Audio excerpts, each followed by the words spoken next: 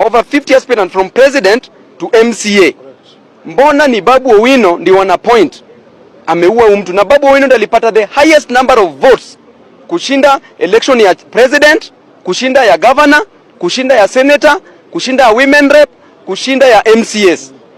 So hii upuzi huyo jamaa achane nayo. Mimi maneno ya koti, kama nataka kwenda election petition, alinipeleka kotini 6 months, alinipeleka high court 6 months, court of appeal 6 months, supreme court. Bado tukutane na yeye hiyo kotini. Nilikuwa awarded cost of 10 million Kenya shillings. Sijawahi muomba, nilimsamea. Hiyo 10 million alifaa nilipe. Ningeenda kotini hata ange contest, but because nilijua niko na unworthy opponent, nilisema huyu ni kukanyaga tu kama ni kukula ndoma. Beating Muredhi was as easy as snatching a lollipop from a baby. Asante sana. It is pure balderdash to come and entertain nonsensical, comical and ridiculous activities being done here while our people are suffering. I know what it means to lack school fees. I think Babu Owino thinks we are outside Central Police Station. Thank you so much, Honorable Speaker. Honorable Speaker, we cannot sit here. What standing order are you on? 91. 91. Honorable Speaker, why is it that it's only my standing orders that you are confirming, Honorable Speaker? The rest you are giving. Babu Owino, everybody has been subjected to the same treatment. What I want to say is very important and urgent, Honorable Speaker. Yes, what is out of order? Thank you, Honorable Speaker. Honorable Speaker, I've heard the submissions made by Honorable Ichung'wah, and I want to say that at first I thought that they were important and detailed, but I've just realized that the important parts are not detailed and the detailed parts are not important. He's talking about manufacturing. Honorable Speaker, I want to educate Honorable What Ichung'wah. is out of order? This is where I'm coming to. Pursuing a counter argument. This is where I'm coming to, Honorable Speaker, on matters economics. Because Honorable Ichung'wah is claiming that if we increase taxes for imports,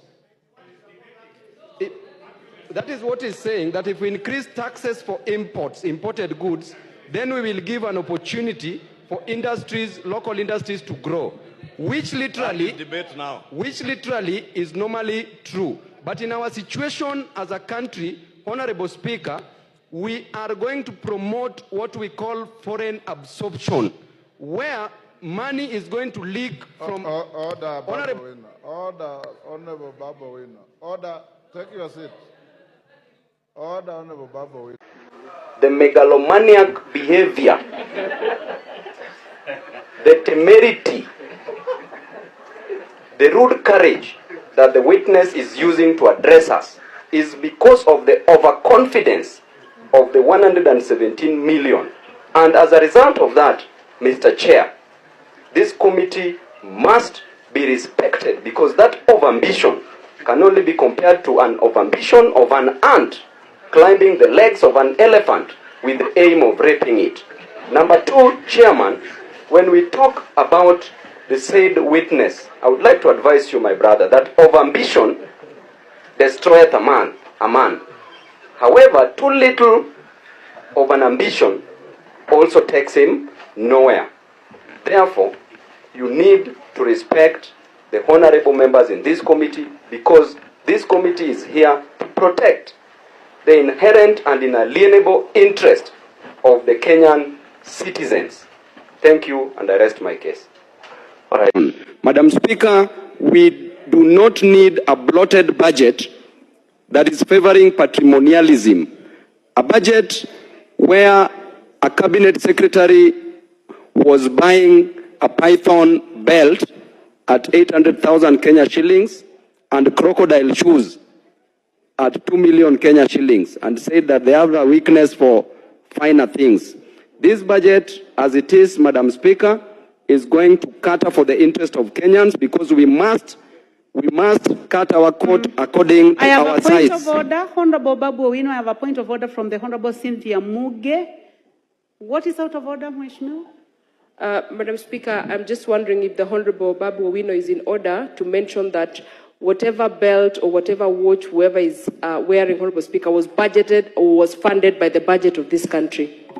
Madam Speaker, because before that cabinet secretary became a cabinet secretary. So what is out of order? On the statement of fact. Statement of fact, Honourable Speaker. And can you prove that that was budgeted for in this budget and in this government's budget? Yes, Honourable Babu Owino, I would like you to respond to that. Madam Speaker, we know very well the kind of a lifestyle the cabinet secretary was living before he became a cabinet secretary, and we know how he was dressing. But again, he went on record, and it is a statement of fact, not factoids. Went on record and said that he was in possession of a crocodile belt worth 2 million Kenya shillings, and his salary is not even that amount. So, Madam Speaker, the honourable member here should not defend such acts. As I proceed, Madam Speaker, please do not interrupt. Because Babu Owino, I would like you to encourage you to be factual because you only have 5 minutes and I know you have a lot to say. Please be factual, be aware of standing order number 87. You may proceed with that in mind. So, as I proceed with my submission, Madam Speaker, it is very clear if I want to talk about this issue of the debt question, that, Madam Speaker, borrowing in a nation is not wrong. But borrowing to fund recurrent expenditure is wrong. Borrowing to sponsor patrimonialism is wrong. Borrowing to steal that money in terms of corruption is wrong. And any money borrowed on those lines becomes unproductive debt, which is not beneficial to our nation. Borrowing, as was opined by Franco Modigliani, an Italian-American economist, who said clearly and came up with the theories of consumption, to be precise, life cycle hypothesis. And he came up with the idea of the debt system, that you can borrow what you should enjoy in 70 years to come. You can enjoy it now, borrow and enjoy it now as you repay for it in quantum minute basis. So therefore, Madam Speaker, borrowing is not wrong, but borrowing for corruption is wrong. So I stand to support this budget because the Gen Zs spoke. These Gen Zs, they're in universities. They need the varsity fees to be reduced.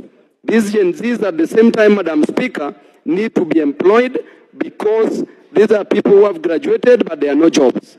Thank you.